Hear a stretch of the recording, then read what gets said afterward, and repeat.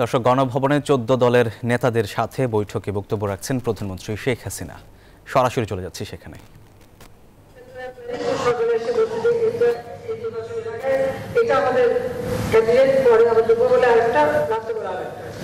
এই অবস্থায় তারা ইলেকশন করে তারা আসতে পারেনি।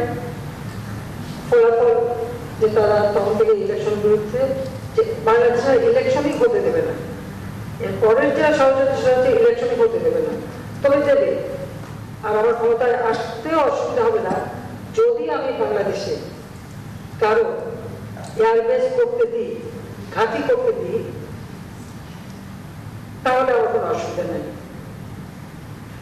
অনেক সাদা চামড়ারই প্রস্তাব আমি একই জবাব দিচ্ছি, যে আমি জবাব দিচ্ছি স্পষ্ট যে আমি বঙ্গবন্ধু শেখ মুজিবের মেয়ে।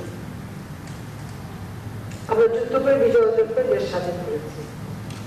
দেশের অংশ ভাড়া দিয়ে বা কারো হাতে তুলে দিয়ে আমি ক্ষমতা যেতে চাই না, আমার ক্ষমতার দরকার নেই। যদি জনগণ চায় ক্ষমতার করে আসবো না। এই কথাগুলি বললাম যে সকলে সকলে জানা উচিত। আমার ফাইট আমার যেটা যুদ্ধ ছিল ঘরে ঘরে সব জায়গায়। তো ওই অবস্থায় কিন্তু আমি চ্যালেঞ্জ দিয়ে ছেড়ে দিলাম। চক্রান্ত এখনো আছে। ইসলামের মতো বাংলাদেশের একটা অংশ নিয়ে, তারপরে চিটাগাং, মিয়ানমার, এখানে একটা খ্রিস্টান স্টেট বানাবে, বে অফ বেঙ্গলে একটা ঘাঁটি করবে। তার কারণ হচ্ছে যে বে অফ বেঙ্গল এবং ভারত মহাসাগর, এখানে প্রাচীনকাল থেকে ব্যবসা বাণিজ্য চলে। আর এই জায়গাটায় কোনো রকম কোনো কন্ট্রোভার্সি নাই। এখানে কিন্তু কোনো কারো মানে দ্বন্দ্ব নাই। কারণ ভারত মহাসাগর এবং আমাদের বে অফ বেঙ্গল মহাসাগরের মধ্যেই একটা উপসাগর, এটা সারা প্রাচীন যুগ থেকে ব্যবহার করা হচ্ছে। এই জায়গাটার উপরে অনেকেরই নজর, তো সেটা আমি হতে দিচ্ছি না। এটাও আমার একটা অপরাধ। এখানে মানে এয়ারবেস করে কারো উপর হামলা করবে, যদি একটা দেশকে দেখানো হয়, কিন্তু সেটা তো না। আমি তো জানি আর কোথায় যাবে। যে কারণে আমাদের কিছু সমস্যার সবসময় পড়তে হচ্ছে, হবে আমি জানি, কিন্তু আমি এটা পক্তা দিই না। সোজা কথা, দেশের মানুষ হচ্ছে আমার শক্তি। মানুষ যদি ঠিক থাকে আমরা আছি। আর দেশটা যে উন্নতি হচ্ছে এটাও অনেকে পছন্দ না। আমরা যে খাদ্য উৎপাদন করি, খুব বড় এক দেশ বলে ফেলল যে এত খাদ্য উৎপাদনের দরকার নেই, আমাদের তো যথেষ্ট আছে, আমরা তো দিতে পারি। তবে হ্যাঁ, ওই আশায় তো বসে থাকবো। আমাদের অনেকেই বলছে কি দরকার, আমরা তো আমরা নিজেদের মাটি, জাতির পিতা বঙ্গবন্ধু শেখ মুজিব বলছেন নিজের মাটি মানুষ দিয়ে আমরা দেশ করবো, আমরা সেটাই করবো। আর নিজেদের মানুষের খাবার আমি এখানে যতটুকু উৎপাদন করে মানুষের খাদ্য নিরাপত্তা দেবো, আমরা দিয়েছি সেটা। কিন্তু এই ধরনের কথা আছে।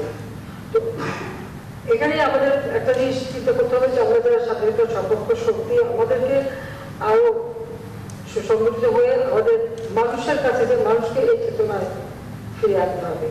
এটা এসে গেছে, কারণ জয় বাংলা নিশ্চিত ছিল। আজকে জয় বাংলা স্লোগান চলে এসেছে, জাতির পিতার নামটা ইতিহাসের থেকে মুছে দিয়েছিল, সেটাও ফিরেছে। ইতিহাস বিকৃতিটা আমরা পরিবর্তন করতে সক্ষম হয়েছি। স্বাধীনতার ভাষণও তো নিষিদ্ধ ছিল, সেটা আন্তর্জাতিক সম্মান পেয়েছে। 21শে ফেব্রুয়ারি মাতৃভাষা দিবস, সেই আন্তর্জাতিক মাতৃভাষা দিবস হিসেবে তার মর্যাদা পেয়েছে। পয়লা বৈশাখ আপনাদের মনে আছে, আমরা 1400 সাল উদযাপন করতে প্রেক্ষাপটকে আমরা একটা কমিটি করলাম। আমরা নতুন শতবর্ষ উদযাপন করবো। খালেদা যে বললো যেটা হিন্দু আইন করতে দেবে না, সমাজবিদ্যালয়ে আমাদের অনুষ্ঠান করতে দেবে না। মা এখানে আছে, ঢাকা সিটি অর্গানাইজ করে বললাম যে যেভাবে আমরা করবোই, এবং আমরা কিন্তু করেছি। এবং তারপর থেকে আমরা পয়লা বৈশাখ আমরা উদযাপন করি। কিন্তু সেটাও বাধা দিয়েছে, সেগুলো 93 সালের কথা। কিন্তু আমরা সমস্ত বাধা উপেক্ষা করে আমরা কিন্তু সেখানে জমায়েত হয়ে একটা ট্রাকে সেখানে দাঁড়িয়ে কামাল বক্তৃতাতে আমরা সেইটা উদযাপন করি। এখন প্রতি বছর এটা উদযাপন হয়, এবং আমরা জুন বৈশাখী ভাতা চালু করে দিয়েছি এবং সুন্দরভাবে করে। এবং আমাদের যে বিশেষ করে মেলাটা হয়, এবং যে মানে বৈশাখী যে মিছিলটা হয়, প্রসেশনটা হয়, আজকে তো আন্তর্জাতিক